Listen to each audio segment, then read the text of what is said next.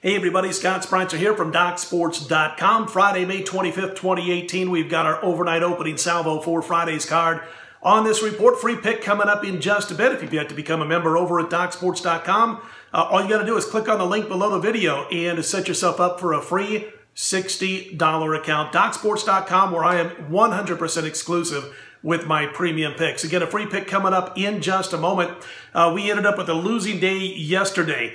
We've had a nice little run, still 7-2 with our premium plays at DocSports.com with our last night in baseball over the past week or so. I did lose in the NBA last night. I had Golden State. We'll talk about that in just a bit. And we dropped our free play here. So first losing day in several days for us, but we'll look to get back on track with a free pick here coming up in just a bit. We're going to have at least 3 baseball plays for Friday's card. Premium plays over at DocSports.com. You'll want to check those out also on Friday morning. As far as what happened in last night's battle between Golden State and Houston, the Rockets take the 3-2 series lead. Interestingly enough, by the way, Golden State still the series favorite despite not having home court advantage, despite being down 3-2. They're still about $1.25 to $1.30 series favorite. Those are offshore numbers that I got just a few minutes ago from my line service. As far as last night's game, I mean, it's a 50-50 game with 15 seconds to go in the game. And Golden State went the final minute 44 without scoring a single point. You got to give Houston some credit for what they're doing defensively. Also, Golden State just seems to be rushing things and doing some odd stuff with the basketball. Last night, for instance, you saw Chris Paul get hurt. I don't know, good decent amount of time left on the clock for Golden State to work 5-on-4. Chris Paul couldn't even get down the floor from the defensive end with that hamstring injury. And they find the most unlikely of characters to shoot a three-pointer too quickly in the shot clock, I thought, for my blood, instead of going at the basket and trying to take a lead over the Houston Rockets. And basically, they just looked like they panicked, got a little nervous, shot the ball too quickly, basketball in the wrong player's hands for that all-important three-pointer late in the game.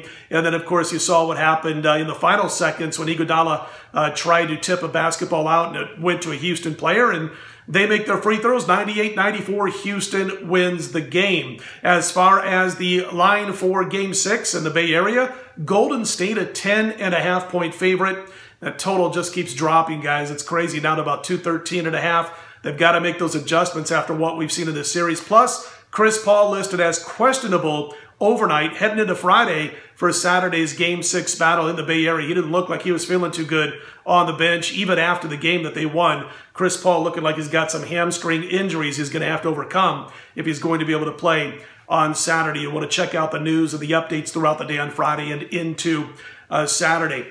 As far as Friday's NBA, we've got Cleveland hosting Boston. Cavaliers trying to even up the series at 3 games apiece, and they're laying 7 total, basically where it was yesterday. The side basically where it was yesterday. Some interesting numbers on LeBron James. 21 elimination games that LeBron has played in his NBA career. He averages an NBA league high 33.5 points per game in elimination games. He's had 7 elimination games as a member of the Cavaliers going back to the 2015 playoffs, as reported over at ESPN.com. And what's he done?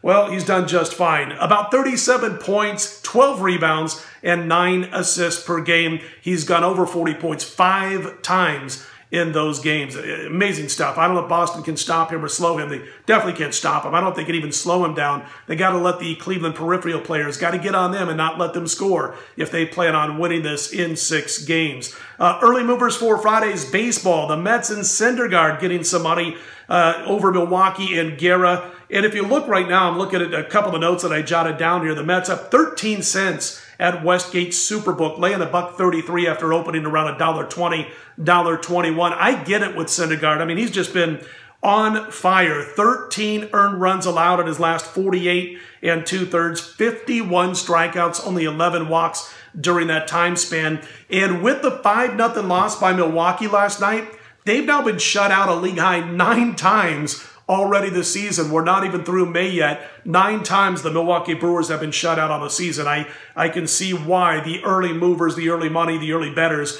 are on the Mets in this particular matchup. I agree with that. Rockies, by the way, also moving, but now up to $1.85 I don't want to lay $1.85 with the Colorado Rockies. I'm not going to go against them, but that's definitely out of the price range I would want to lay with them. I'd probably go $1.70, not $1.85, and it has gone up from the 170s up to $1.85 overnight.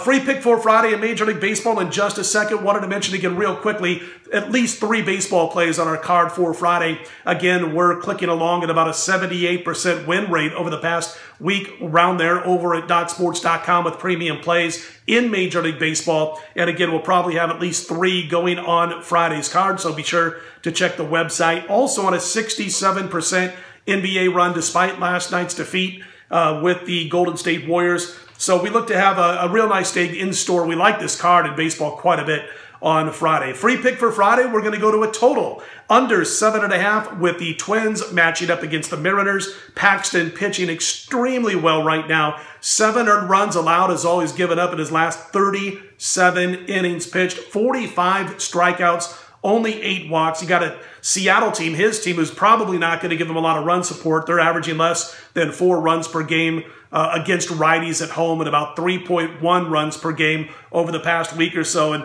here's the thing about the kid, about the pitcher, Fernando Romero for Minnesota. 4 starts this year for the Twins, and in those starts, the Twins and those opponents, those 4 opponents, have scored a grand total of 22 runs. Minnesota doesn't score a lot of runs against lefties. We like the way Paxton's going, so we're going to look for a low-scoring game and take the under 7.5 between the Twins and the Mariners, your free pick for Friday. Don't forget to check out what we got going at DocSports.com on Friday. We'll be right back here Saturday morning by 4 a.m. Eastern, 1 a.m. Pacific time. Put Friday in the win column. I'm Scott Spreitzer of DocSports.com.